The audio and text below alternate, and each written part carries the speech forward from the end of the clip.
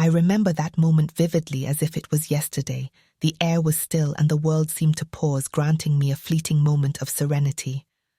Suddenly a handsome prince appeared before me, his kind eyes sparkling warmly. I felt a surge of fear, thinking me and my father were in trouble. His presence was regal, his attire adorned with intricate patterns that spoke of lineage and power. His eyes, kind and warm, held a depth that transcended mere mortal existence. My heartbeat quickened.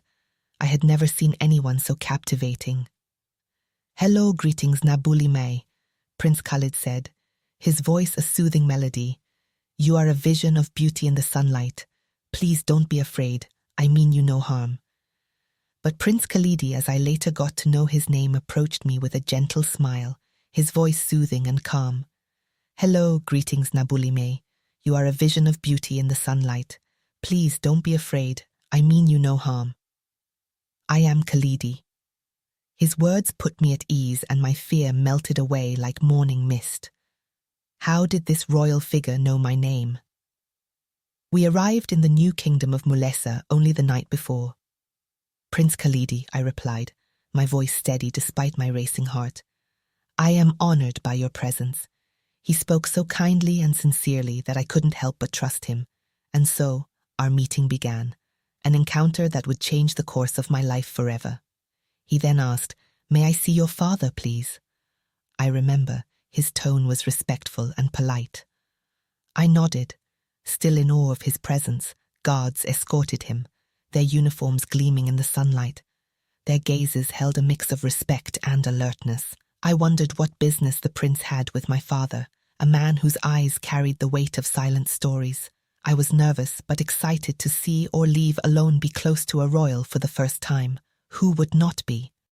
The prince asked his servants to get him other royal clothes and a royal crown. Then he went to the beautiful house just next to where we slept and changed his clothes before he could come to the house.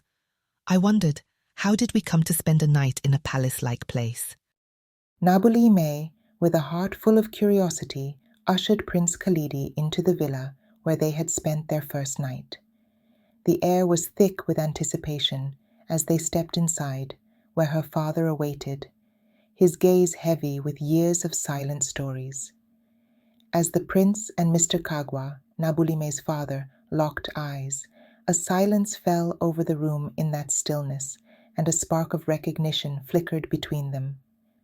Prince Khalidi's eyes widened, emotions swirling, joy, disbelief, vulnerability. Mr. Kagwa stood frozen, breath caught in surprise. Then, as if a dam burst, his face transformed into a smile. 1,000 unspoken words etched there. They moved toward each other, with years of separation dissolving in the space between them. Their embrace was a testament to time lost and now found. The prince, usually composed, held Mr. Kagwa tightly. Tears threatened to spill from the older man's eyes as he clung to the prince. Nabulime stood by, a witness to this moving scene, her emotions a whirlwind. Joy bubbled up within her, yet she was unaware of the true depth of the moment she was observing. She saw laughter and tears shared between her father and the prince, feeling a profound happiness at their reunion. It was only after the initial greetings, the laughter and the tears that my father remembered I was actually in their presence. Then he said, "Nabulime, my child, meet your older brother, Prince Khalid." My head spun. Older brother? A prince? How on earth? Seeing my confusion, Prince Khalidi gave me a big embrace and said, "Welcome home, princess. Our father will explain everything after we get to the palace, but now I am here to take you to your rightful home. Get changed into the clothes I brought for both of you. I will be waiting outside," the prince told me calmly. The simple village girl had stepped into a story larger than she could have ever imagined, a story of lost family found and of a future filled with the promise of newfound bonds. The reunion she had witnessed was not just between father and son, but the beginning of her journey as a sister to a prince she had only just met. The prince gestured to the guards and they led us into a grand procession. We made our way through the kingdom with the prince following our car until we reached the grand palace. As we entered the palace, I couldn't help but gasp in awe. The beauty of the palace took my breath away.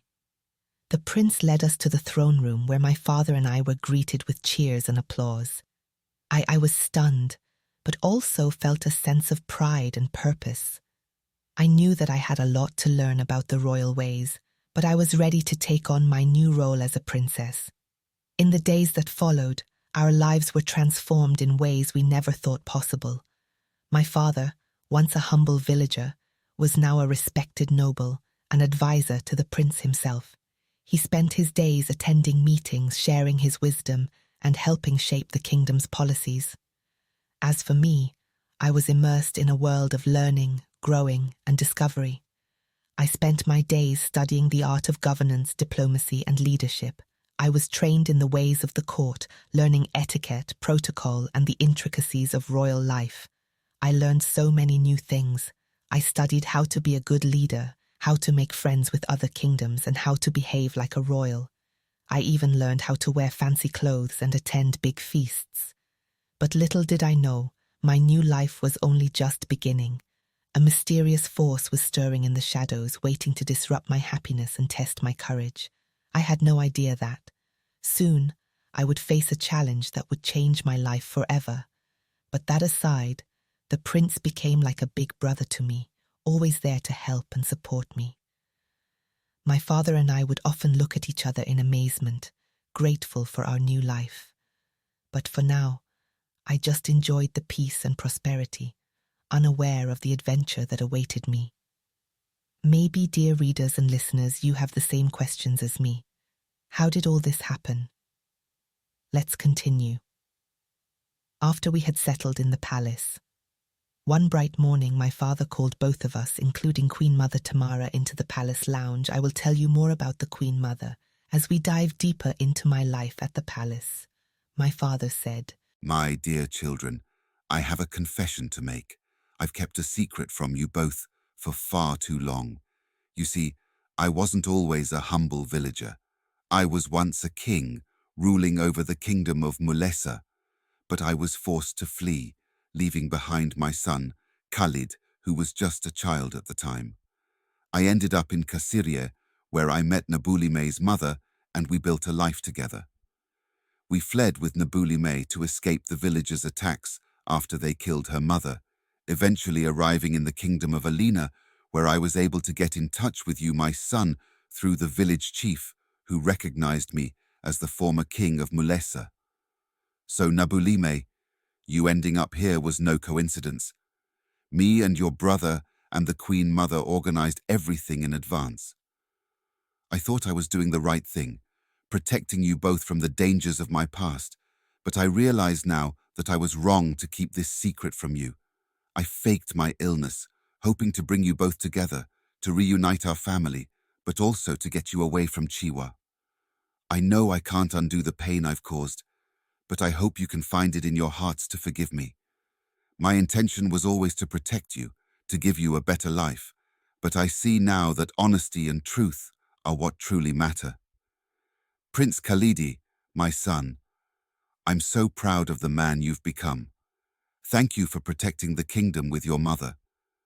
Princess Nabulime, my dear daughter, your light and kindness have brought joy to my life and have led us here finally.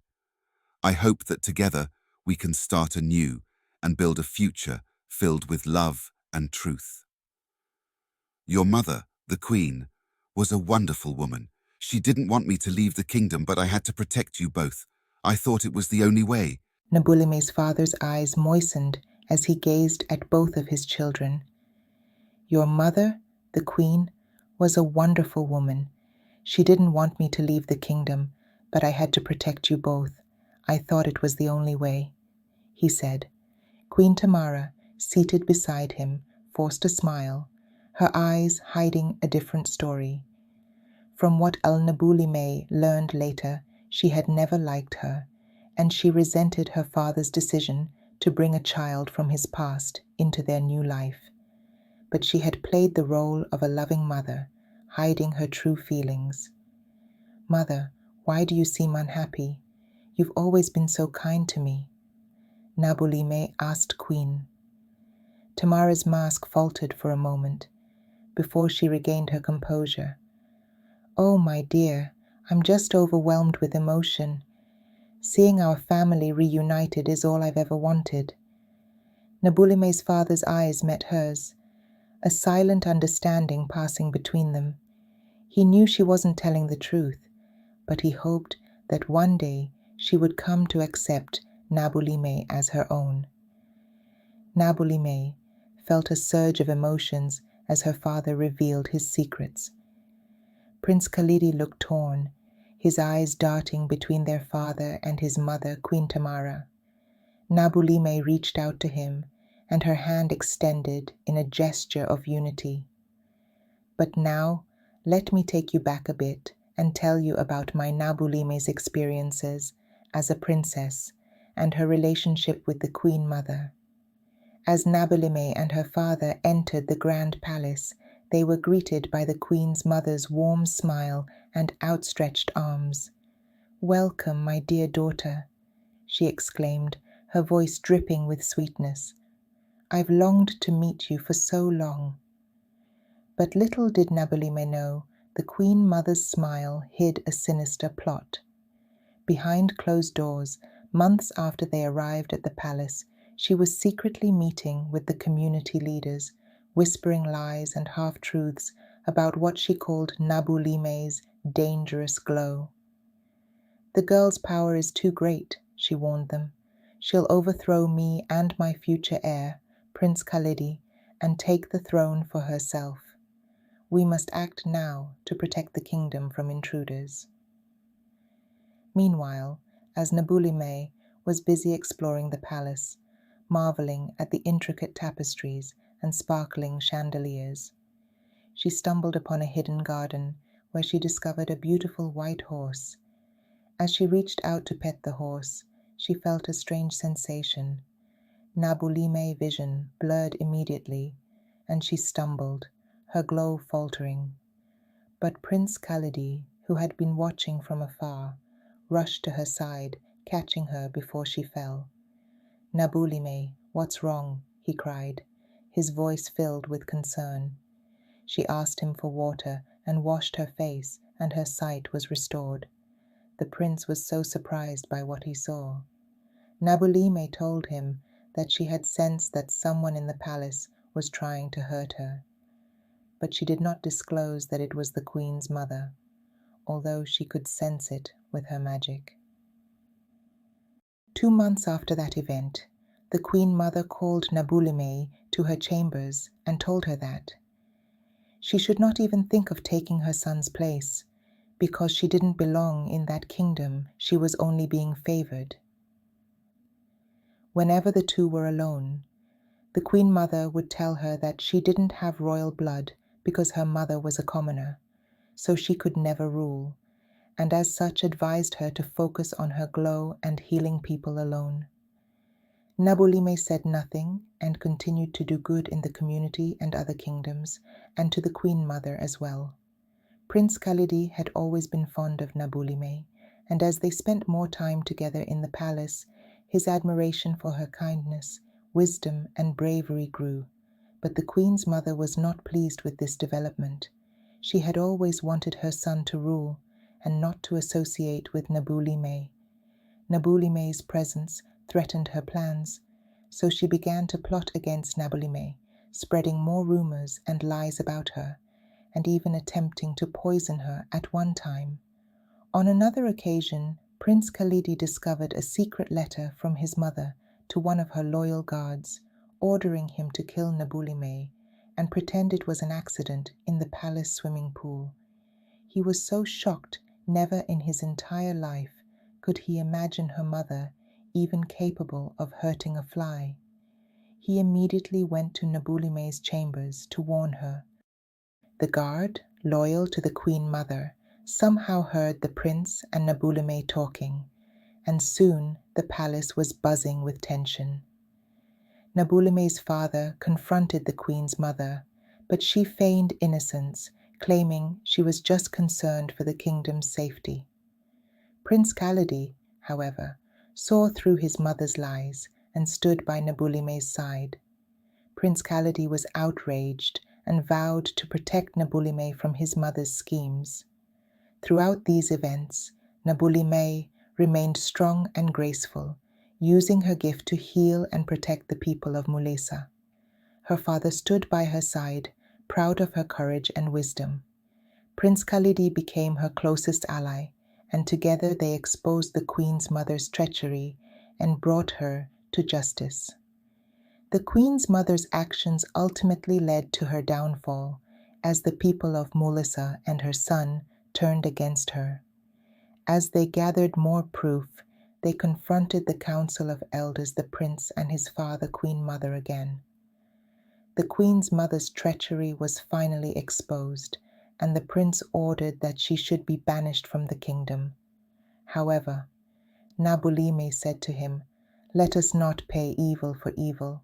Let her stay and witness the power of God. Moreover, she is your mother, and both of you kept this kingdom going until our father returned. Let us forgive her." The queen mother was forgiven and stayed in the kingdom, but I can't say she liked Nabulime even after that time. Several months later, I started to miss Chiwa terribly, and I also wanted to see my mother's grave in Kasairia. Since we had no time to bury her that night, we escaped from Chief Kabuye's furry. But I was told later that Mama Nakato, the storyteller, and other kind people helped us afterward to give her a good send-off. As we had breakfast at the palace, one cold morning I asked Prince Khalidi, "Can you do me a favor? I need help to go back to Kasairia and to Alina with you. One more time. I have to sort out some things." But before he could respond, the Queen Mother intervened, raising her voice. "Khalidi, your place is here, in this kingdom," she asserted, her voice commanding. "You will not abandon your duties and your throne." My father sighed. "Queen Mother, please understand." But a messenger burst in, interrupting our family drama. "Your Majesties," the messenger exclaimed. "News from the borders.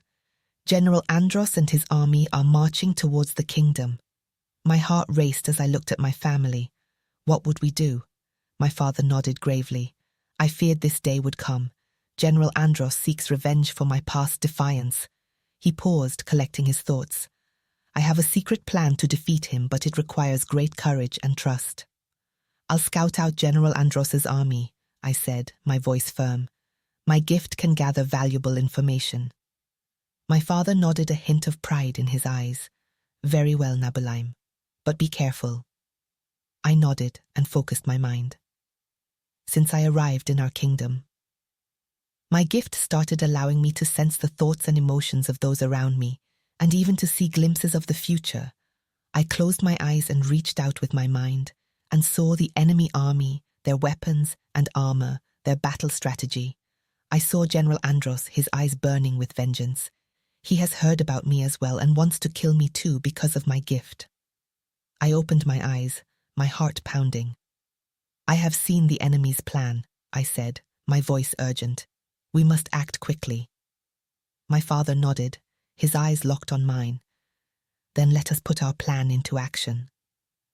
Prince Khalidi drew his sword, his eyes blazing with determination. "I'll lead the army into battle," he said, his voice firm.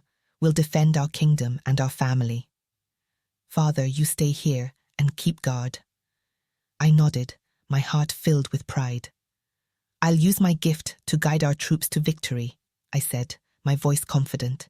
Together we charged into battle, our army behind us. The clash of steel on steel echoed through the land, the scent of sweat and blood filling the air. But I didn't falter, my gift guiding us and our army through the chaos. I sensed the enemy's weaknesses, fears, and doubts. I saw the hidden paths, the secret strategies way in advance, and beat them at their own game. As the enemy army attacked, Nabulime and Prince Khalid fought side by side, their swords flashing in the sunlight. Nabulime's gift glowed bright, guiding their movements and striking fear into the hearts of their foes. In the chaos of battle, Prince Khalidi found himself surrounded by enemy soldiers. He fought bravely, but was gravely injured and left lying on the ground, his vision fading to black. Just as all hope seemed lost, Nabulime appeared by his side, her sword flashing as she fought off the remaining enemies. With a final blow, she defeated the last soldier and turned to her brother, her magic enveloping him in a warm, healing glow. Prince Khalidi's wounds began to mend, and he looked up at Nabulime with newfound gratitude and respect. "You saved my life, sister," he said, his voice weak but sincere. "I owe you a debt I can never repay." As she helped her brother to his feet, "You don't owe me anything, Prince Khalidi," she said, her voice filled with love. "We are family, and that's what family does. We protect each other." When they got home, amidst a crowd that had gathered at the palace, Prince Khalidi turned to Nabulime with a newfound respect. "You are the true hero of our kingdom," he said, his voice filled with conviction. "Your gift is not just a power, but a symbol of your leadership and wisdom. You should be the one to rule, not I." Nabulime's magic glowed brighter, as if sensing her brother's sincerity. And in that moment, the kingdom knew their true ruler had been among them all along, her gift shining like a beacon of hope.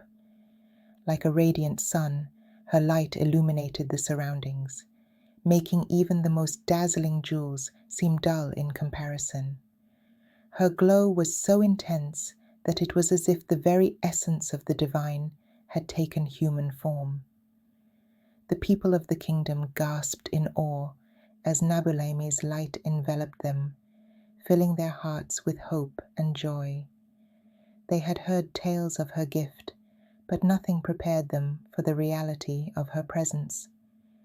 Some shielded their eyes, overwhelmed by the brilliance, while others basked in its warmth, feeling their spirits lift. A few months later, Nabulime was crowned Queen of Mulesa Kingdom. As she took her place on the throne, her light seemed to glow even brighter, and everyone who had an illness that day in the kingdom was healed. After that day, she guided her people toward a future filled with promise and prosperity. Prince Zuri, disguised as a commoner, had been watching Nabulime from afar, admiring her courage, kindness, and grace.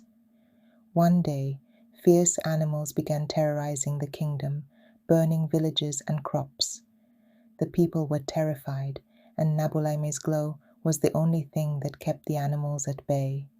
Prince Zuri, determined to prove himself, rode into the fray one day, his sword shining in the sunlight. He fought the animals side by side with Nabulime, dodging its flames and striking back with all his might. Nabulime was amazed by his bravery. As the last animal lay defeated, Prince Zuri approached Nabulime and bowed, his armor battered, but his eyes shining with courage. He said, "Your Majesty, I don't mind if I die as long as you and the kingdom are safe. Please let me be on your call any time there is danger in this kingdom. I ask for nothing in return."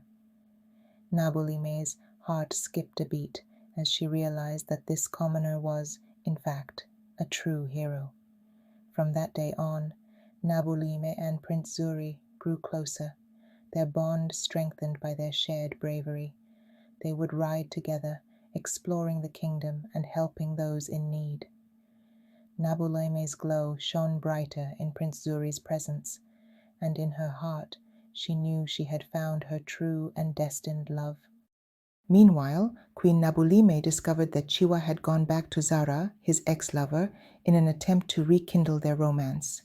However, Zara, weary of his antics, had turned the page and was now involved with a prosperous merchant. Devastated, Chiwa recognized his mistake in betraying both women, but his realization came too late. As Queen Nabulime and Prince Zuri's relationship blossomed, she discovered he was a prince, not the commoner he was presumed to be. This revelation came when his parents, adorned in royal regalia, visited the kingdom to congratulate Queen Naulime and found him at the palace, assisting her with her royal duties. Shocked, they questioned why he appeared as a mere commoner. Hastily, They presented him with royal attire and invited him to join them, but he declined. He later told Nabulime that had concealed his true identity to ensure that if Queen Nabulime loved him, it would be for who he was, not for his wealth. One evening, as they sat under the moonlight, Prince Zuri held Nabulime's hand, gazing into her eyes, and expressed his deep affection for her. Queen Nabulime's heart swelled with love. She was waiting patiently all along when she would hear those words. A year later, their wedding was a lavish affair, attended by guests from distant realms, including people from Alina and Kasiria, and among them was Chief Kabuye, who terrorized Nabulime when she was a mere child. I hope you remember him in part 1. On the wedding day, Queen Nabulime exuded an unparalleled elegance, her beauty amplified by her white dress blowing in the breeze of the garden and outshining everything in her path. Full of pride, Prince Zuri looked lovingly at his beautiful bride. As the ceremony neared its end, Chiwa emerged, his gaze heavy with remorse and yearning. Yet Queen Nabulime, now joyously united with Prince Zuri, spared him only a brief look. She requested that he be granted anything he wished for before his return to Alina. As Queen Nabulime and Prince Zuri exchanged their vows and sealed their commitment with a kiss, exuberant cheers erupted from the kingdom's gathered crowd. The royal couple swayed under the blue clear sky, their love shining brighter than the most luminous stars above. Thus, Queen Nabulime's life unfolded in blissful harmony with Prince Zuri, her heart brimming with happiness and her essence aglow with love. The moral of this story is that love, forgiveness, courage, and strength are divine gifts bestowed upon those who give selflessly. Resilience and grace are also woven into a tapestry by the intertwining strands of love, forgiveness, courage, and strength. Love soothes dry hearts and serves as a gentle reminder that helping others is what matters. Being able to forgive releases us from the bonds of resentment and promotes progress. It is a salve for hurting spirits. The inner flame of courage keeps us moving forward even in the presence of darkness and inspires us to tackle hardship head-on with unshakable resolution. Through forgiving and giving, I the simple Nabulime found a victory that transcends material possessions. Deep within me, I realized that the greatest things are best shared rather than hoarded, and it was in that selflessness that I discovered my real wealth and purpose. I pray that this insight will reverberate through the ages, encouraging us to accept these heavenly gifts and discover joy in sharing. Thank you immensely for listening to our folktale and supporting our channel. If you haven't already, please subscribe and share your location with us so we can send you a special hug. May you be abundantly blessed.